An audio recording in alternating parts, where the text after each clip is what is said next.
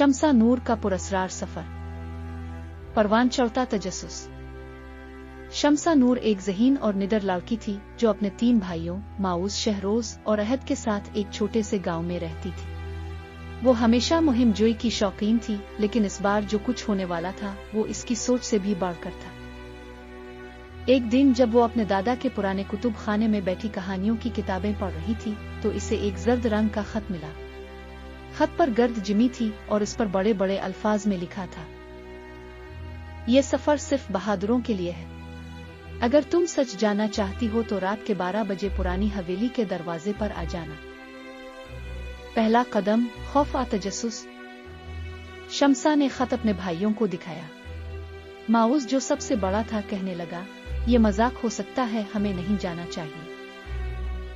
लेकिन शहरोज जो हमेशा कुछ नया करने के लिए तैयार रहता था बोला, अगर ये सच हुआ तो हमें कम से कम देखना तो चाहिए।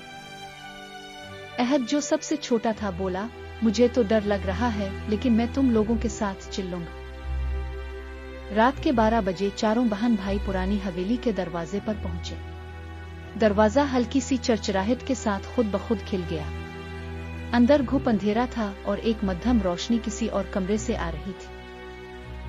राजों से भरा कमरा।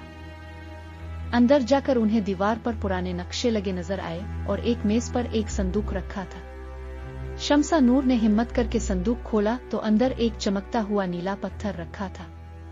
जैसे ही इसने इसे छुआ, हवेली के अंदर एक जोरदार धमाका हुआ और सब कुछ हिलने लगा।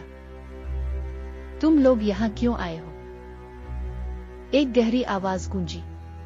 चारों बहन भाई खौफजदा हो गए, लेकिन शम्सा ने बहादुरी से कहा, हम सच जाना चाहते हैं।